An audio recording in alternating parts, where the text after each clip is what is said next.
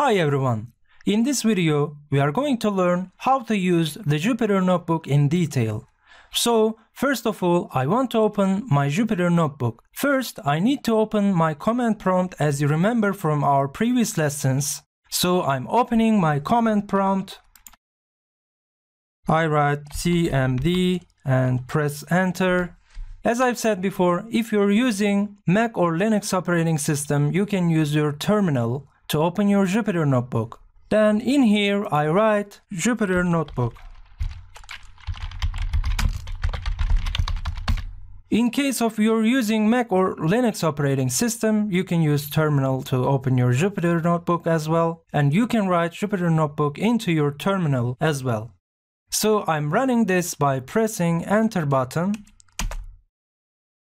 and our Jupyter Notebook is opening right now. When it's opened, I can see there are lists of my files as shown in here.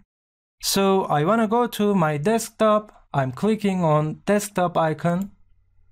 And in here, let's try to create a new Python 3 notebook. So I'm coming new button in here and clicking on the Python 3 notebook. As you can see, our Python 3 notebook is created for me. So I'm changing the title of this notebook as my first Python notebook.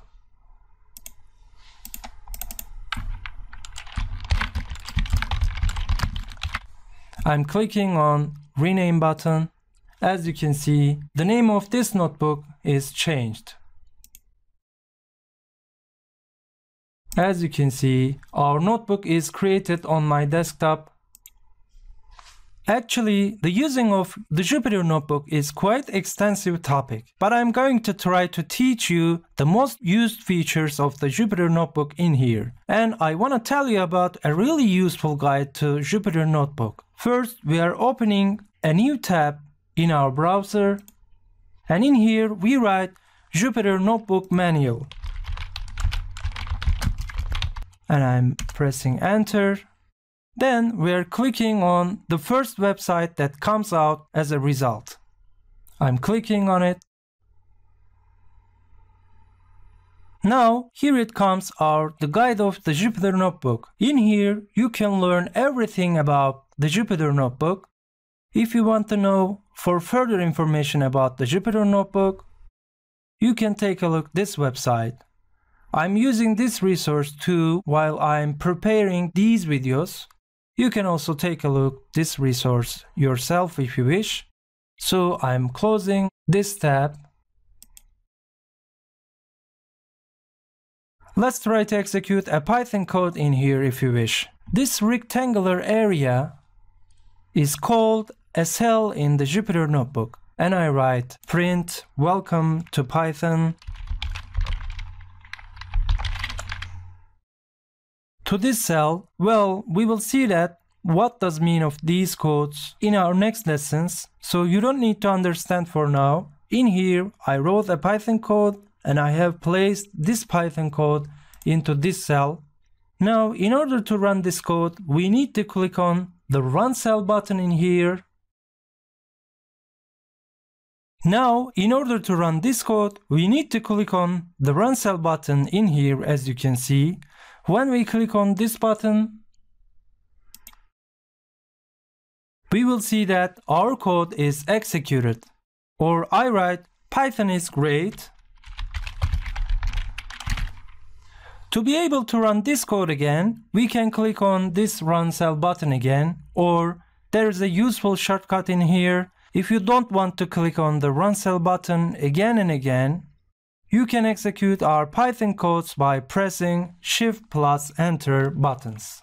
This is very useful shortcut combination. We can execute our Python codes by pressing Shift plus Enter buttons. This is very useful shortcut combination. We are pressing Shift Enter. And as you can see, our code is executed perfectly again.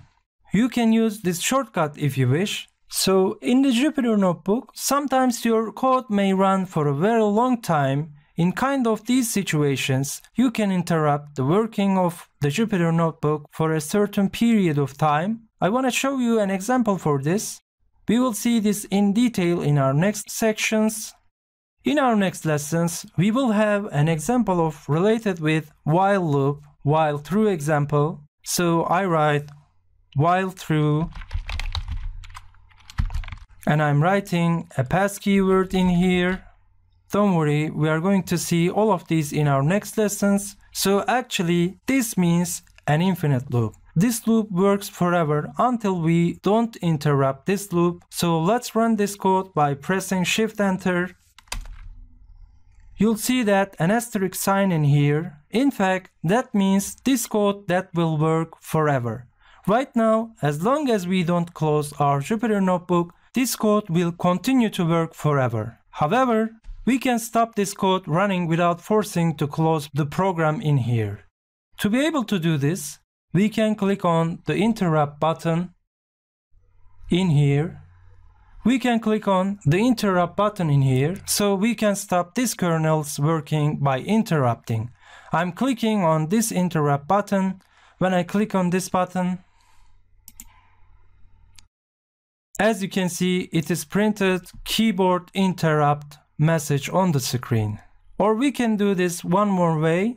I'm coming to the kernel menu and just click on the interrupt option.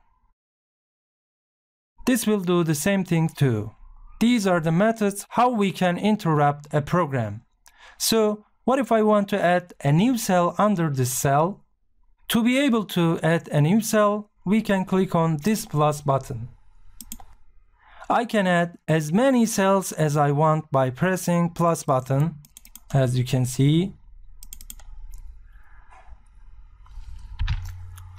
Or we can add a new cell with using B button.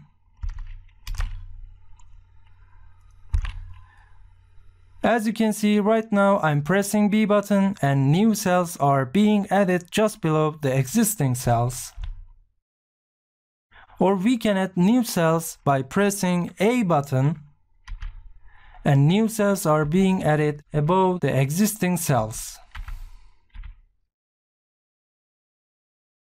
Let's try this one. We write print Python.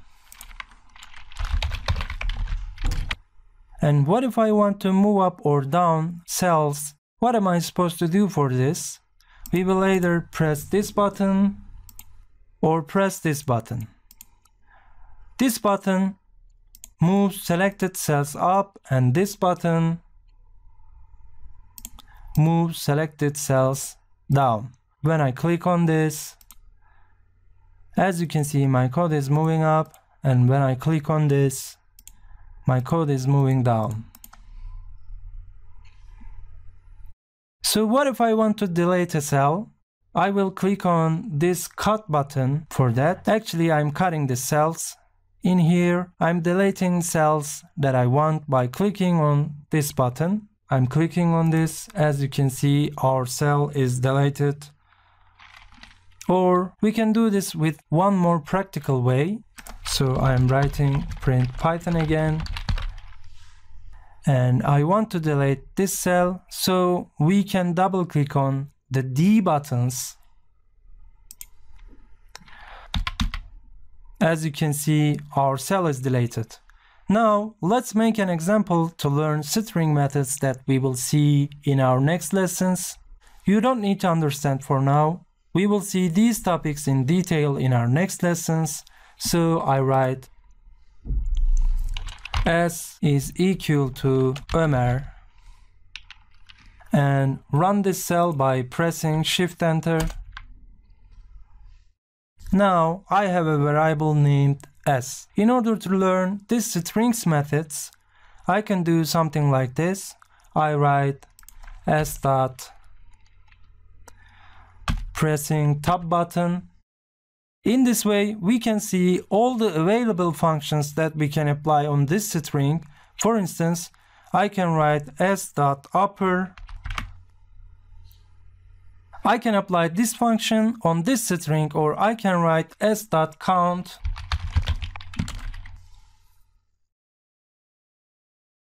Whatever you want from the list. So by pressing top key, we can learn all the available functions or methods that we can use on this string. So what can else we do? Again, I write s dot, pressing top button. Let's say that I want to use starts with function.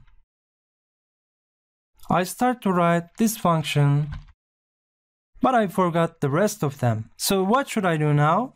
Again, after starting to write, we can press the top button and it will complete automatically the rest of them for me. So we don't need to write all of them of this method. You can also these useful methods while you're coding. So what else? Let's say that you wrote a function but you couldn't remember what that function does. What should you do to find out what the function does? Googling? Maybe, but that is not so practical. So actually, there is a much more practical way to learn what the function does. You can just press Shift plus Tab combination. You can just press Shift Tab combination. By pressing Shift Tab, you can learn what the function is used for. So I'm pressing Shift Tab. As you can see, we were able to see what this function is used for.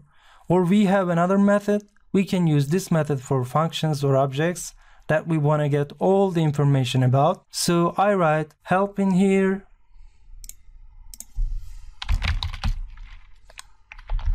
And inside of these parentheses, I'm passing my object in it as a parameter. By doing this, I will able to get all the information about this object's methods or functions. Help function is a Python built-in function so that we can use for getting any information about objects that we want. We will able to find out everything we need to learn in any data types or any methods with using this help function. It's extremely useful. You can use this function as well. This is a super useful built-in function that can be used to return the Python documentation of a particular objects, methods, or attributes, etc. This is such a helpful tool, especially for beginners. All you need to do is pass the object or whatever you'd like to help with through the parameters of the help function to get a nice background on what it does and how it works through the official Python documentation. For instance, I write age is equal to 28 and I run it by pressing Shift Enter. And then I want to get all the information about this variable, this object, so I write help function, and inside of these parentheses I'm sending my object, which is age. And when I run it, I see that this number is an integer data type. So as you can see, all the features related with the integer data types are listed on my screen. So let's make another example. I write s is equal to Ömer, which is my name as you know. I run it and I write s.count function. So I want to get the information about this function. So what am I supposed to do now? I can get the information with using help function. So to do this, I'm writing help in here. And when I execute this by pressing Shift Enter, I can get the information what the count method does. So what else we can do? For example, you may want to delete all the results in this file, but you don't want to make any changes in your codes. You want to run the codes in this file from the beginning. You want to restart the kernel. So how can you do this? To do this, we can go to the kernel menu and click on the restart kernel.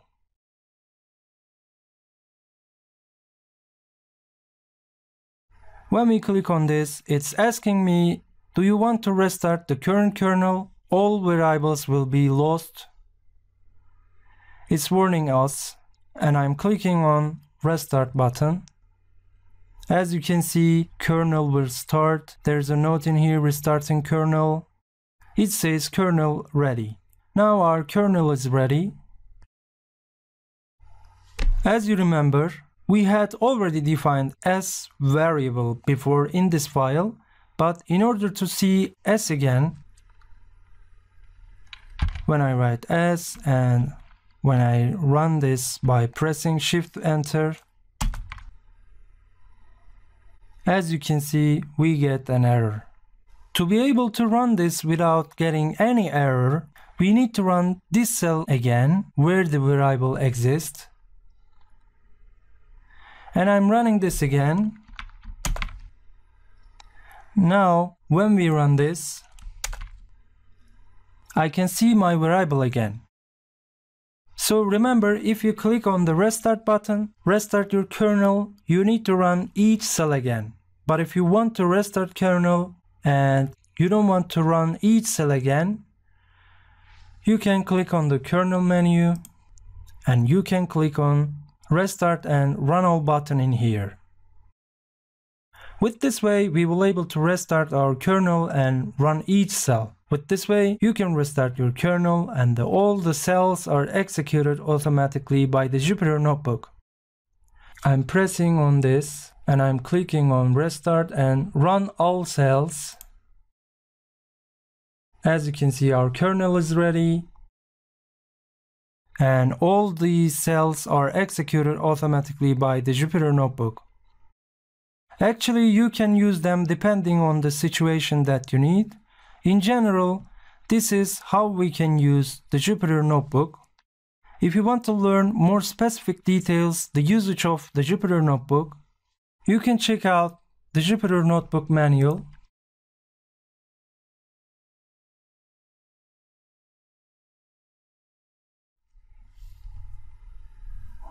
As I've mentioned before, but we are going to see the more features as we move forward gradually throughout the course. So this is the end of using the Jupyter Notebook lesson. See you in our next lessons.